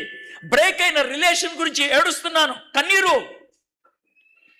ఎన్ని రకాలైనటువంటి స్టేటస్లు కనబడతాయో. మీరు ఒకవేళ మీ గతం ఒక 5 ఏళ్లలో మీరు మార్చిన స్టేటస్లు, 5 ఏళ్లలో మీరు పెట్టినటువంటి థంబ్నెయిల్స్ ఒకసారి ఆలోచించండి. That speaks about your life. That speaks about your life. ఈ అమ్మాయి 5 సార్లు ప్రొఫైల్ పిక్చర్లు మార్చింది. ఇప్పుడు 6వ ప్రొఫైల్ పిక్చర్లో ఒక అబ్బాయి ఉన్నాడు. యాక్చువల్గా చెప్పాలంటే పెనిమిటి కాడు అనేది లీగల్లీ రైటే. నేను పెళ్లి చేసుకోలేదుగా. యేసు ప్రభువారు అన్నాడు, నువ్వు చెప్పింది కరెక్టే, పెనిమిటి కాదు, కానీ పెనిమిట్లు ఉన్నారు నీకు. భర్త కాదాళ్ళు, లీగల్లీ యు ఆర్ రైట్, కానీ మోరల్లీ వాళ్ళని భర్తలాగా చూశాను, అందుకనే వాళ్ళ గురించి నేను చెప్తున్నాను అని అంటే ఆవిడ ఒప్పుకుంది. ఎలా తెలుసు ఒప్పుకుందని? అయ్యా, ఇంత విషయాలు నీకు ఎలా తెలుసు? నా లైఫ్లోకి నువ్వు ఎలాగొచ్చేయగలిగావు? How could you come inside? Are you a prophet? దీంతో మీకేమర్థం అవుతుంది? ఈ సమరయ స్త్రీ మనం అనుకున్నట్లు బజారు మనిషి ఏం కాదు. ఆవిడికి లేఖనాలు తెలుసు, ఆవిడికి చరిత్ర తెలుసు, ఆమెకు కొద్దో గొప్ప ఆమెకు ఆ సంస్కృతి గురించి కూడా తెలుసు. కాబట్టి చెప్పింది, నువ్వు ప్రవక్తవా అని ఆమె అడగటం మొదలుపెట్టింది. ఆ తర్వాత ఆమె ఎంత తెలివిగలదో మనం ఉపయోగించే తెలివితేటలు ఉపయోగించింది. ఏమండి, మాకు ఒకటి ఉన్నది, ఏంటనంటే మెస్సయ్య వస్తాడని, వస్తే కనుక ఆ కొండ మీద ఆరాధించాలా, ఈ కొండ మీద ఆరాధించాలో మాకు తెలియదు కదా, ఆయన వస్తే చెప్తాడని. ఆమె ఇప్పుడు చూడండి, యేసు ప్రభు వారు ఆమె గురించి పర్సనల్ క్వశ్చన్స్ అడుగుతా ఉన్నాడు. పర్సనల్ క్వశ్చన్స్, నీ భర్త అనే పర్సనల్ క్వశ్చన్స్. ఆ పర్సనల్స్లోంచి జనరల్లోకి తీసుకొచ్చేసింది ఆమె. జనరల్లోకి తీసుకొచ్చి థియాలజీ అడుగుతుంది ప్రశ్నలో. మెస్సీ వస్తాడంట కదా అని థియాలజీ. నేను చాలా యూత్ మీటింగ్స్కి వెళ్తాను కదా, యూత్ మీటింగ్స్లో ఒక గంభీరమైనటువంటి వర్తమానం ఇచ్చి, లైఫ్ ట్రాన్స్ఫర్మేషన్ కోసం ఒక వర్తమానం ఇచ్చి, సాల్వేషన్ వర్తమానం ఇచ్చిన తర్వాత Q&A పెడితే కనుక వాళ్ళు అడిగేటువంటి కొన్ని క్వశ్చన్స్ నాకు క్లియర్గా అర్థమైంది. ఏంటంటే వాళ్ళకి గాయమైంది, కానీ వాళ్ళు తట్టుకోలేక తప్పుదావ పట్టించడానికి అడిగేటువంటి ప్రశ్నలు. అయ్యా, కయ్యూను గారి భార్య ఎవరు? ఎందుకు అడిగారు? నేను దాన్ని హాస్యాస్పదంగా తీసుకోవట్లా. ఎందుకు అడిగారు ఆ ప్రశ్న? ఆ ప్రశ్నలో మనము డిస్కస్ చేస్తూ ఉన్నాం అనుకో, నాకేం ప్రాబ్లం లేదు. ఎందుకో తెలుసా? అది ఒక సబ్జెక్ట్, నాకు అతీతమైనటువంటి సబ్జెక్ట్, నా మీద ఎలాంటి ప్రభావం చూపించినటువంటి సబ్జెక్ట్. ఇక్కడ ఈమె అదే చేసింది, థియాలజీలోకి వెళ్ళిపోయింది. అయ్యా, ఒక కాలం వస్తుంది అంట కదా, అది ఇదనంటే యేసు ప్రభు వారు ఆమెను ఇరకాటంలో పెట్టి అది నేనే అని అన్నాడు. హాఫ్ ద టైం అయిపోయింది. సమరయ స్త్రీ గురించి చూశాను మొదటి నుంచి చివరి దాకా. ఇప్పుడు మళ్ళీ వెనక్కి వెళ్దాం. యేసు ప్రభు గురించి చూడాలి అనుకుంటున్నాను. సమరయ స్త్రీలో బహుశా మిమ్మల్ని మీరు చూసుకొని ఉండొచ్చు, ఒక చోట కాకపోతే ఒక చోట. ఒంటరితనం దగ్గర చూసుకున్నారా? రిలేషన్షిప్స్ మార్చుకోవటం దగ్గర చూసుకున్నారా? ఎవరితో మాట్లాడలేనటువంటి గుణాల దగ్గర చూసుకున్నారా? లేకపోతే కొన్ని పవిత్రమైనటువంటి పనులు చేస్తూ నేను పవిత్రమైన వ్యక్తిని అనుకునే దానిలో చూసుకున్నారా? లేకపోతే పర్సనల్ ఇష్యూస్కి వస్తున్నప్పుడు దాన్ని పక్కదో పెట్టేటువంటి విషయాల్లో చూస్తున్నారా? I don't know where you have identified your self with the Samaritan women. ఈ సమరయ స్త్రీలో మిమ్మల్ని మీరు ఎక్కడ చూసుకున్నారో నాకు తెలియదు. అయితే అలాంటి వ్యక్తి దగ్గరికి యేసు ప్రభు ఎలా వచ్చాడు? యేసు ప్రభు ఎందుకు వచ్చాడు ఈ రాత్రి, దాని నుంచి మనం తెలుసుకోవడానికి ప్రయత్నం చేద్దాం. 4వ వచనం, ఆయన సమరయ మార్గమున వెళ్ళవలసి వచ్చెను గనుక. ఈ మాట ఎందుకు రాశాడు? సమరయ మార్గమున వెళ్ళవలసి వచ్చెను గనుక అనేటువంటి మాట ఎందుకు ఉపయోగించాడు? ఇది ప్రశ్న. ఇప్పుడు మనము ఈస్ట్ గోదావరిలో ఉన్నాం జనరల్గా. దీని తర్వాత వెస్ట్ గోదావరి వస్తుంది, దాని తర్వాత కృష్ణా జిల్లా వస్తుంది. ఇది మనకున్నటువంటి moment. East Godavari, West Godavari, Krishna. ఎవరైనా ఈస్ట్ గోదావరి నుంచి కృష్ణాకి వెళ్ళాలంటే స్ట్రైట్ అవే వెస్ట్ గోదావరి నుంచి వెళ్ళిపోతారు. ఇది వాళ్ళు చేసేటువంటి పని, ఎటువంటి సమస్య లేదు.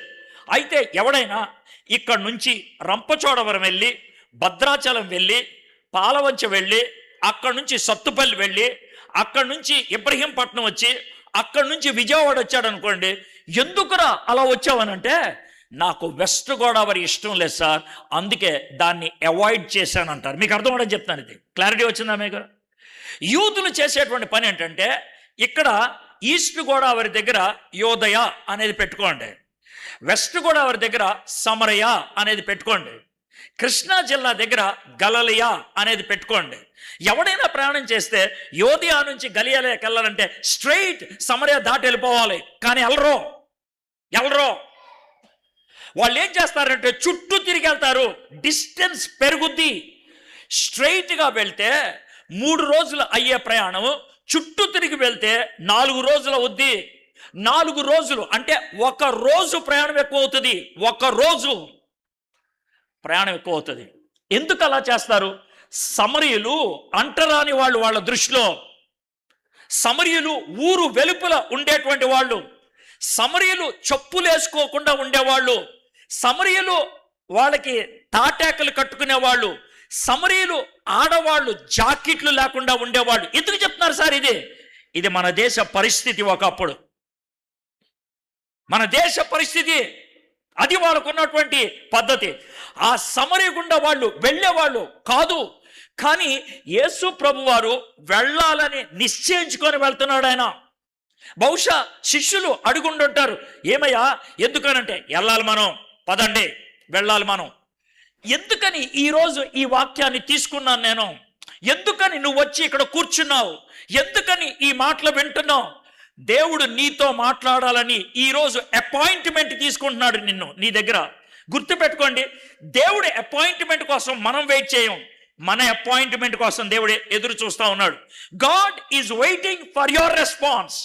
God is waiting for your time. నీ టైం కోసం ఆయన ఎదురు చూస్తున్నాడు. I'm always ready. నేను ఎప్పుడైనా రెడీయే. నేను ఎప్పుడు కూడా నీ మాటలు వినడానికి ఇష్టపడుతున్నాను. Are you willing to talk to మీ?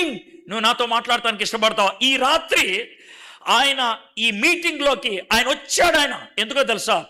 నిన్ను కలవటానికి. నిన్ను మిమ్మల్ని కాదు నిన్ను. You alone. నీ ఒక్కదాన్నే, నీ ఒక్కడనే ఆయన కలవటానికి ఇష్టపడుతున్నాడు. ఆ తర్వాత ఏమైంది? అక్కడ యాకోబు బావి ఉండెను కనుక యేసు ప్రయాణము వలన అలసి ఉన్న రీతినే ఆ బావి యొద్ద కూర్చుండెను. అప్పటికి ఇంచుమించు 12 గంటలు. ఆయన యేసయ్య మనిషి. యేసయ్య నీకు నాకు ఉండేటువంటివి అన్ని ఉన్నాయి ఆయనకే. మనిషి. నీకు దాహం వేస్తుంది, ఆయన కూడా దాహం వేస్తుంది. నీవు అలసిపోతావు, ఆయన కూడా అలసిపోతాడు. నీకు నిద్ర వస్తుంది, ఆయన కూడా నిద్ర వస్తుంది. నీకు ఆకలేస్తుంది, ఆయన కూడా ఆకలేస్తుంది. అయితే ఆయన మనిషిగా ఎందుకు వచ్చాడు? మనిషిగా వచ్చాడు కాబట్టి మనుషులు తనతో మాట్లాడటానికి అవకాశం దొరికింది. మనిషి కాబట్టి మనుషులు మాట్లాడటానికి అవకాశం దొరికింది. ఆయన మనిషి కాకపోతే, దేవుడైతే పూర్తిగా మనం ఎవరు ఆయన కలిసి ఉండేవాళ్ళం కాదు. నిజం చెప్తున్నా, కలిసి ఉండేవాళ్ళం కాదు. సీనాయి పర్వతం మీదకి దేవుడు దిగొస్తే, దేవుడు నేను ఇశ్రాయేలుతో మాట్లాడతానంటే ఇశ్రాయేలు అన్న మాట్లాడి తెలుసా? వద్దు, నువ్వు మాట్లాడు, మేము మాట్లాడం. If God comes to you, you don't want to talk to him. మీకు భయం వస్తుంది, మీకు బాధ కలుగుద్ది, మీకు తలకాయ నొప్పి వస్తుంది. ఎందుకనంటే ఈయన దేవుడు, నాకున్న బాధ ఆయనకు చెప్పొచ్చో లేదో, నాకున్న కష్టం ఆయనకి చెప్పొచ్చో లేదో, అది ఆయనకి అర్థం అవుతో లేదో, ఇది మీకు ఉండేటువంటి ప్రశ్న. యేసయ్య మనిషి కాబట్టి, నువ్వు పడిన ప్రతి బాధ ఆయన పడ్డాడు కాబట్టి ఆయనతో వెళ్ళి చెప్పుకుంటే ఆయన ఫస్ట్ ఆఫ్ ఆల్ చెప్పే మాట ఏంటి తెలుసా? అవునా, అదే బాధ నాకు కూడా ఉంది అంటాడు. పిప్పి పన్నుతో బాధపడేవాడు ఇంకో పిప్పి పన్నుతో బాధపడేవాడు కనబడితే ఎంత బాగుంటుందో, ఫెయిల్ అయినవాడికి ఇంకో ఫెయిల్ అయినవాడు కనబడితే ఎంత ఆదరణ ఉంటుందో, ఎంత ఆదరణ ఉంటుందో. ఇద్దరు గర్భిణీ స్త్రీలు కలుసుకున్నప్పుడు ముఖాలు చూడండి ఎంత బాగుంటాయో. వాళ్ళ లాంగ్వేజ్ వేరుంటుంది, వాళ్ళ సిచ్యువేషన్స్ వేరుంటాయి, వాళ్ళు ఒక్కళ్ళే మాట్లాడుకోగలరు. అలాగా యేసు ప్రభుతో మాట్లాడితే ప్రతి విషయాన్ని ఆయన ఏమంటాడు తెలుసా? అది నా అనుభవం. నిన్ను ఇంట్లో వాళ్ళు మోసం చేశారా? యేసేని తన మిత్రుడే మోసం చేశాడు. నీకు ఇష్టమైన వాళ్ళు నువ్వు దూరంగా ఉన్నప్పుడు చచ్చిపోయారా? లాజరు ఆ పరిస్థితుల్లో చచ్చిపోయారు. అతి కష్టమైన పరిస్థితిలో అందరూ నిన్ను వదిలేసి వెళ్ళిపోయారా? గెత్సెమనే తోటలో అదే. రేపు నీకు పెద్ద పరీక్ష ఉన్నది, ఈ రాత్రి నీకు నిద్ర పట్టట్లేదా? గెత్సెమనే తోటలో యేసు ప్రభు పరిస్థితి అదే. నీకు దాహం వేసిందా? పరిస్థితి అదే. నువ్వు ఏ తప్పు చేపైనా ఏలెత్తి చూపించారా? పిలాతు పక్కన ఉన్నప్పుడు ఆయన పరిస్థితి అదే. ఏ దోషం చేయకపోయినా నిన్ను బూతులు తిట్టారా? యేసే పరిస్థితి అదే. He goes through all these things. He is human. ఆయన మనిషి, ఆయన 100% మనిషి. ఆయన మనిషిగా నటించలా, మనిషి. ఆయన మనిషిగా అవతారం ఎత్తలా, ఆయన అవతారం కాదు. అవతారం అంటే కనుక స్టేజ్ మీద డ్రామా వేయడానికని ఒక అవతారం ధరించుకొని వెళ్ళిపోవటం కాదు. ఆయన మనిషి, మనిషి 100% హ్యూమన్. నీవు ఏ విధంగా మీ అమ్మ కడుపులో 9 నెలల పైన ఉన్నావో, యేసు ప్రభువారు మరి అమ్మ కడుపులో 9 నెలల పైన అలాగా ఉన్నాడు ఆయన. ఒకటే ఒక డిఫరెన్స్, నీకు ఒక అమ్మ నాన్న ఉన్నారు, ఆయనకి నాన్న లేడంతే ఈ లోకరీత్యా. That's all, that's all. ఆయన కన్యక ద్వారా ఈ లోకములోకి వచ్చిన 100% మనిషి. ఆ తర్వాత 6వ వచనం, అక్కడ యాకోబు బావి ఉండెను కనుక యేసు అయిపోయింది. 10వ వచనం, అందుకు యేసు, నువ్వు దేవుని వరమును నాకు దాహమునకిమ్మని నన్ను అడుగుచున్నవాడు ఎవడో అదియు ఎరిగి ఉంటే నీవు ఆయనను అడుగుదువు, ఆయన నీకు జీవజలము ఇచ్చునని ఆమెతో చెప్పాను. యేసయ్య నాకు దాహం వేస్తుంది అన్నవాడు ఆయన అన్ని రకాలైనటువంటి పరుదులు ఛేదించుకొని వచ్చాడు. సమరయ అనే పరిధి దాటి వచ్చాడు, స్త్రీ అనే పరిధి దాటాడు, ఒంటరి ఆమె అని పరిధి దాటాడు. ఒంటరిగా ఉన్నది ఈమె మంచిది కాదు అని తెలుసు, అయినా కూడా పరిధి దాటాడు. యేసయ్య అమ్మాయితో మాట్లాడటానికి ఆ అమ్మాయి మంచిదని కాదు, ఆ అమ్మాయి అవసరతలో ఉంది అని. ఈ రాత్రి దేవుడు నీ మంచితనాన్ని బట్టి నీతో మాట్లాడ్డా. ఆయన మళ్ళీ చెప్తున్నాను, నీ మంచితనాన్ని బట్టి ఆయన నీతో మాట్లాడు. ఆయన కృపను బట్టి నీతో మాట్లాడతాడు, ఆయన ప్రేమను బట్టి నీతో మాట్లాడతాడు. ఆ ప్రేమతో ఆమెతో మాట్లాడుతూ అన్నాడు, అమ్మా నేను నీళ్ళు ఇవ్వగలను అని అంటే, అందుకు ఎందుకు అడుగుతున్నావా నన్ను నీళ్ళు అంటే, నేనెవరినో నీకు తెలిస్తే ఆ ప్రశ్న వేయవు.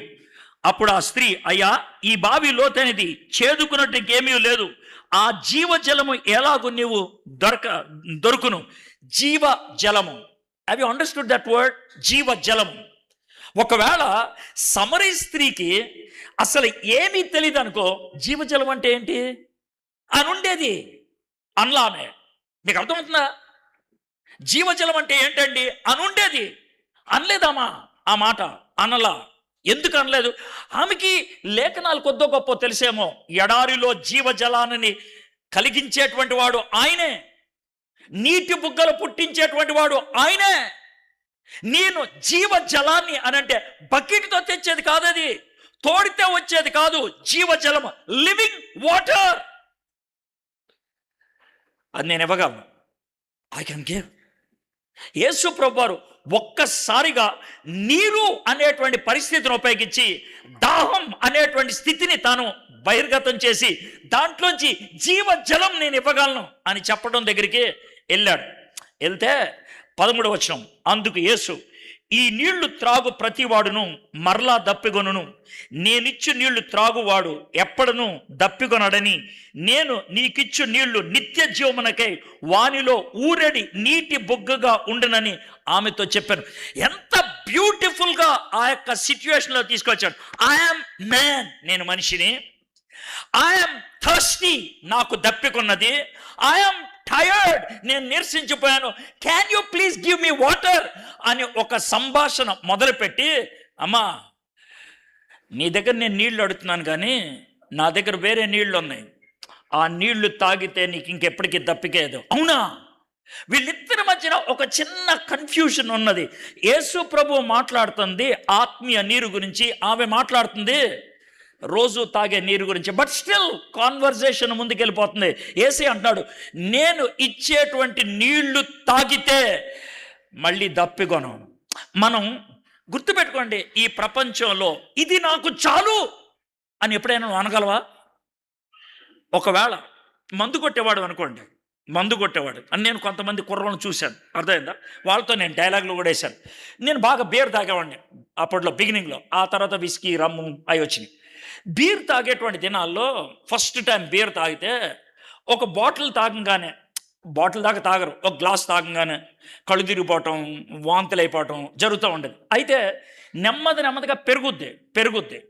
ఎట్ ఎ టైం 5 బాటిల్స్ తాగగలిగే స్థాయికి వచ్చాను నేను. 5 బాటిల్స్ తాగి స్టడీ, అది స్థాయి, అర్థమైందా? లెవెల్ పెరగటం అంటే అది లెవెల్ పెరగటం. ఒకవేళ ఎవడైనా బీరు తాగడం మొదలుపెట్టి సంవత్సరం తర్వాత కలిసి అప్పుడు కూడా ఒక బాటిలే తాగితే వాడిని ఏమంటుందా? సార్ ఏరా ఇంకా ఒక బాటిలేనా, ఇంకా ఒక బాటిలేనా, బచ్చగాడు రేడే. ఎందుకో తెలుసా? ఎందుకు ఈ మాట చెప్పాను తెలుసా?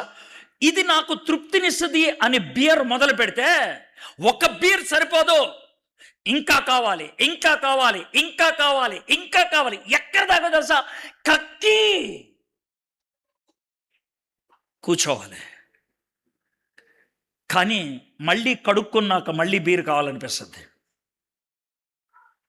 అలాగేదన్నా చూడు, సిగరెట్లు పెట్టి తాగుతాను సార్ నేను. పెట్టితో మొదలు పెట్టడాడు, ఒక సిగరెట్తో మొదలు పెడతాడు. సినిమాలు మహా అయితే వారం కూడా మొదలు పెడతాడు, ఒక స్థాయికి వచ్చేప్పటికి సినిమా తర్వాత సినిమా, సినిమా తర్వాత సినిమా చూస్తూనే ఉంటాడు. ఈ ప్రపంచంలో ఏది నీకు తృప్తినివ్వగలదా? అందుకే బ్యూటిఫుల్ స్టేట్మెంట్ ఉంది, ఏ దిల్ మాంగే మోర్. ఈ హృదయం ఎప్పుడు కోరుకుంటూనే ఉంటుంది. కానీ ఏసేమంటాడు తెలుసా? ఈ ప్రపంచంలో ఏదైనా ఇంకా కావాలంటే, డబ్బు ఇంకా కావాలి, ఏదైనా సరే, జూదం ఇంకా కావాలి, ఐ వాంట్ మోర్. కానీ ఏసేమన్నాడు తెలుసా? నేను ఇచ్చేటువంటి ఈ నీళ్లు తాగితే ఏమంటాడు తెలుసా? ఏ దిల్ నా మాంగే మోర్, ఇంకా నాకేం అవసరం లేదు, ఇది ఒక్కటి చాలు, ఇది నాకుంటే ఇది ఒక్కటి చాలు, నాకు ఇంకా ఇంకేమొద్దు, ఇది తృప్తినిచ్చింది నాకు, ఇది పరిపూర్ణతనిచ్చింది నాకు, దిస్ ఈజ్ ఇనఫ్. గుర్తుపెట్టుకోండి, యేసు ప్రభుకి యాడ్ చేయాల్సింది ఏమీ లేదు, తీయగలిగే దమ్ము లేదు ఎవడికే. You cannot add anything to Jesus. యేసయ్యకి ఇంకేమన్నా కలపమంటారు? లేదా, యేసయ్య పరిపూర్ణం. రౌండ్ పూర్తి అయిపోయింది. రౌండ్ పూర్తయిన తర్వాత కలిపితే అది రౌండ్ అవదు. You can add nothing to a circle. సర్కిల్కి యాడ్ చేయగలిగేదా ఉందా? Nothing. When Jesus comes into your life, you are a complete circle. Yesu ప్రభు నీ జీవితంలోకి వస్తే నువ్వు ఒక పరిపూర్ణ గుండ్రం అయిపోయావు. Nothing can be added to it. ఏమి యాడ్ చేయలేవు, దానికి ఏమి యాడ్ చేయలేవు. అమ్మా, నేను ఇచ్చేటువంటి నీళ్లు నీకు నిత్య జీవం అవుతుంది. నేనిచ్చి నీళ్లు తాగి వాడెవడును దప్పికొనడు. నేను వానికిచ్చి నీళ్లు నిత్య జీవమునకై వానిలో ఊరడి నీటి బుగ్గగా ఉండునని ఆమెతో. అంటే అర్థమైంది కదా సార్? అది పూర్తిగా వస్తూనే ఉంటుంది. ఆ ఆస్వాదం, ఆ అనుభవం, ఆ దేవుని సన్నిధిలో ఉన్నటువంటి ఆ అనుభూతి తన్మయత్వంలో తీసుకెళ్ళి అలా పడిపోతాం. దీన్నే ఒక విధంగా చెప్పాలంటే యోహాను భక్తుడు పద్మస్ ద్వీపంలో ఏమంటాడు తెలుసా? నేను చచ్చిన వారి వలె పడి ఉంటేనే. చాలా బ్యూటిఫుల్గా ఉంటుంది. యేసయ్య ఆ విధంగా చెప్పాడు. యేసు నువ్వు వెళ్ళి నీ పెనిమిట్టును, 16వ వచనం, నువ్వు వెళ్ళి నీ పెనిమిట్టును పిలుచుకుని ఇక్కడికి రమ్మని ఆమెతో చెప్పాను. యేసయ్య మన జీవితంలోకి ఒక సంభాషణ ద్వారా దగ్గరకు వస్తే జాగ్రత్త వినండి. సంభాషణ ద్వారా దగ్గరకు వస్తే జాగ్రత్త వినండి. సంభాషణ ద్వారా దగ్గరకు వస్తే ప్రశ్న ద్వారా లోనికి వస్తాడు. ప్రశ్న ద్వారా లోనికి వస్తాడు. Can I come in? అదో ప్రశ్న. Can I SIT here? ప్రశ్న. ఒక ప్రశ్న ఆయనకు జవాబు ఇస్తే అది ఆయన్ని మనలోకి తీసుకొస్తుంది. ఈయన అడిగిన ప్రశ్న, నీ పెనిమిట్టను తీసిరా అంటే, యేసు ప్రభువారు పెనిమిట్టను తీసుకురా అని అన్నప్పుడు ఆమెకి ఉన్నటువంటి సిచ్యువేషన్ తెలీదా? తెలుసు. బైబిల్లో చాలాసార్లు ఈ ప్రశ్నలు అడిగారు. ఆదాము ఎక్కడున్నావు? యేసయ్యకి తెలీదా? లేదా దేవుడికి తెలీదా? ఎందుకు అడిగాడు? దానికి జవాబు ఆదాము జీవితంలోకి వచ్చింది. కయ్యీని అడిగాడు, ఏబేలు ఎక్కడున్నాడు? ఏబేలు ఎక్కడున్నాడు? ఏలియాని అడిగాడు, ఏలియా ఇక్కడేం చేస్తున్నావు నువ్వు? ఇక్కడేం చేస్తున్నావు నువ్వు? యాకోబు నీ పేరేంటి? నీ పేరేంటి? నీ పేరేంటి? ఎందుకు అడిగాడు ఈ ప్రశ్నలు? తెలుసుకోవడానికి కాదు, కళ్ళు తెరపించడానికి. తెలుసుకోవడానికి కాదు, కళ్ళు తెరిపించడానికి. దేవుడు వాక్యం ద్వారా మన దగ్గరకు వచ్చినప్పుడు, దేవుని వాక్యం మన జీవితంలో పనిచేయటం మొదలు పెడితే చేసే మొట్టమొదటి పని ఏంటి తెలుసా? మనము జవాబు చెప్పలేని ప్రశ్నలు మన ముందు నిలబడతాయి.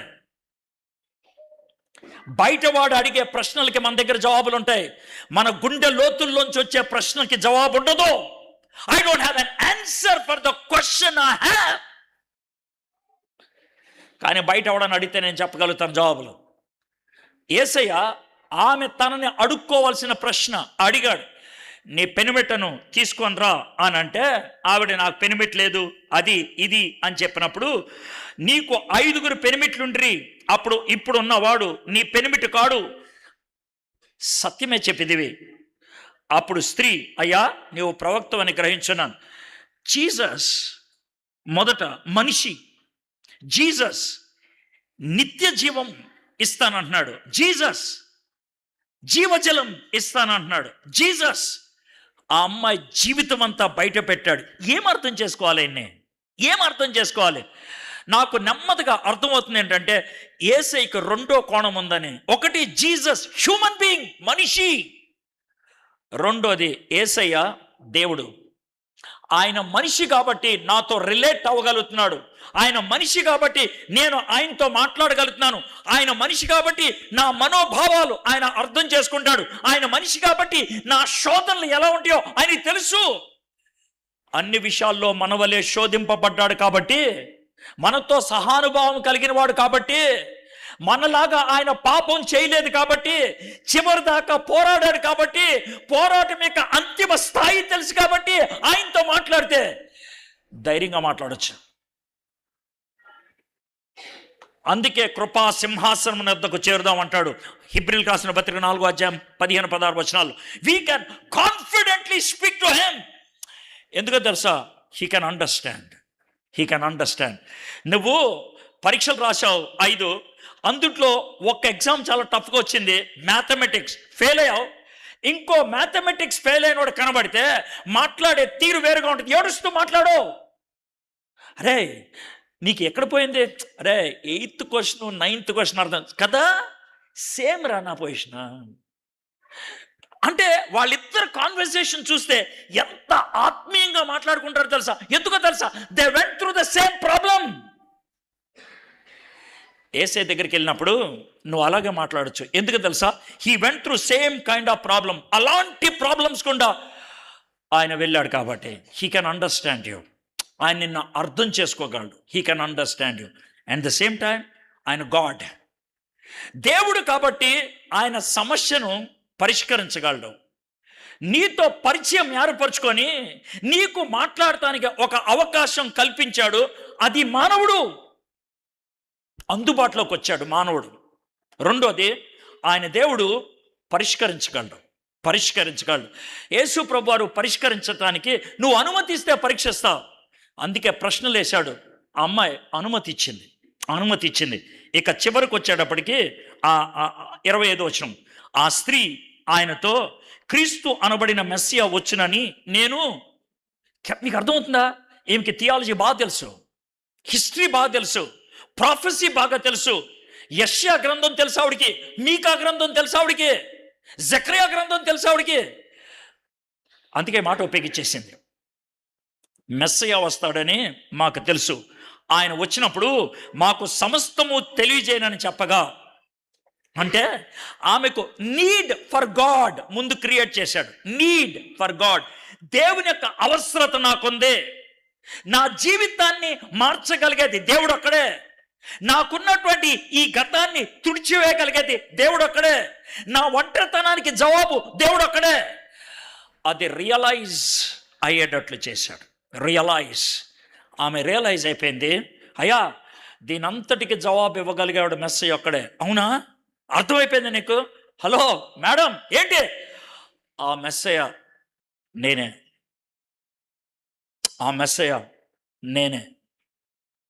యేసయ్య చక్కగా ఆమెతో కాన్వర్సేషన్ చేసి, యేసు నీతో మాట్లాడుచున్న నేనే, ఐ యామ్, నేనే ఆయనను అని ఆమెతో చెప్పాను. ఆమె ఏం చేస్తున్నది? ఖచ్చితంగా యేసు ప్రభుని అంగీకరించిన ఉంటుంది. ఎలా తెలుసు అని అంటే 28వ వచనం, ఆ స్త్రీ తన కొండ విడిచిపెట్టి ఊరిలోనికి వెళ్ళి, జాగ్రత్తగానండి, ఆమె కొండ విడిచిపెట్టి ఊరిలోనికి వెళ్ళి మీరు వచ్చి, ఇప్పుడు చూడండి, ఆ అమ్మాయి మిట్ట మధ్యాహ్నం ఒంటరిగా ఎందుకు వచ్చేది? మనుషులు చూడటం ఇష్టం లేదు కాబట్టి, మనుషులతో మాట్లాడటం ఇష్టం లేదు కాబట్టి, మనుషులు ప్రశ్నిస్తే గతంలోకి వెళ్ళటానికి ఆవిడికి ఇష్టం లేదు కాబట్టి అవాయిడ్ చేసింది. కానీ ఇప్పుడు ఆమె మనుషుల దగ్గరికి వెళ్ళింది. ఆవిడికి ఏమంటే చిరాకు? గతం అంటే చిరాకు. ఆమెకి ఏమంటే చిరాకు? తన జీవితం అంటే చిరాకు.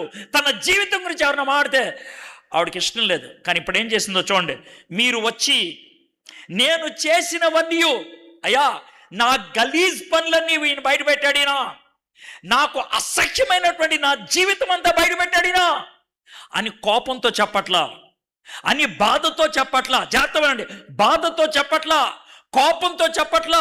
ఆమె చెప్పే విధానం, అసలు గతాన్ని చూసే విధానం మారిపోయింది ఒక్క క్షణంలో. మీకు ఈ ముఖ చిత్రాన్ని మేము ముందు పెడతాను. గతాన్ని చూడటం అంటే ఏంటో మీకు తెలియడానికి. మనకి పూర్వకాలంలో రాజులు ఉండేవాళ్ళు.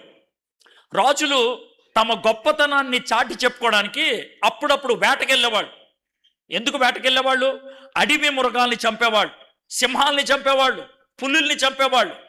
నేను పులిని చంపాను అంటానికి రుజువు ఏంటంటే, ఎక్కడైతే రాజుగారు కూర్చొని అందరితో మాట్లాడతారో ఆ గోడ మీద పులి చర్మం ఉంటుంది. అది రాజుగారు చంపింది.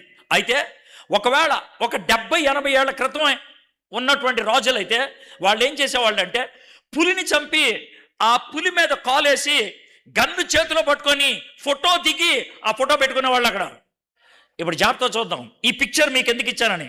పులి బతిగా ఉంది, అక్కడ నుంచి ఉంది. రాజుగారు ఇక్కడ ఉన్నారు. రాజుగారికి ఏమేస్తుంది? భయం. ఎందుకని? ఆ పులి తినేస్తుంది, ఆ పులిని చంపేస్తుంది.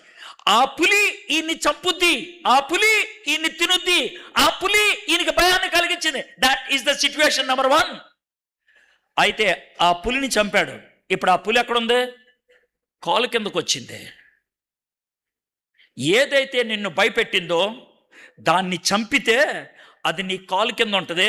ప్రపంచానికి చెప్తావు, ఇదిగో పులి, ఇది నన్ను ఒకప్పుడు భయపెట్టింది, ఇప్పుడు నేను చంపేసేదాన్ని. ఆ పులి ప్లేస్లో నీ గతాన్ని పెట్టు, పులి ప్లేస్లో నీ అపరాధ భావాన్ని పెట్టు, పులి ప్లేస్లో నువ్వు చేసిన తప్పుడు పనులు చెప్పు. అది నీకు భయాన్ని కలిగించింది, అది నిన్ను తినేస్తుంది, అది నిన్ను మింగేస్తుంది. యేసయ్య దగ్గరకు వస్తే దాన్ని కాల్చి నీకు ఇస్తాడు, చంపేసేస్తాడు. దాన్ని ఇప్పుడు మర్చిపోవు, చెప్పే విధానం మారిపోతుంది. నేను ఒకప్పుడు డ్రగ్ అడిక్ట్ని చెప్తా, నేను ఒకప్పుడు కెమెరా డాన్సర్ని చెప్తా. పౌలు గారు నేను హింసకుణ్ణి, దూషకుణ్ణి చెప్పాడు. That's no problem at all, that's my past. నీకు మాట చెప్తున్నా, can you speak about your past like that?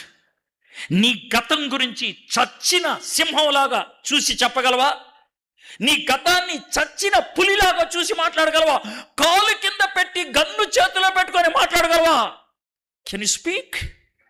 ఈ అమ్మాయి ఆ విధంగా మాట్లాడటానికి ఒక ట్రైనింగ్ క్యాంప్కి ఏమి వెళ్ళలేదు.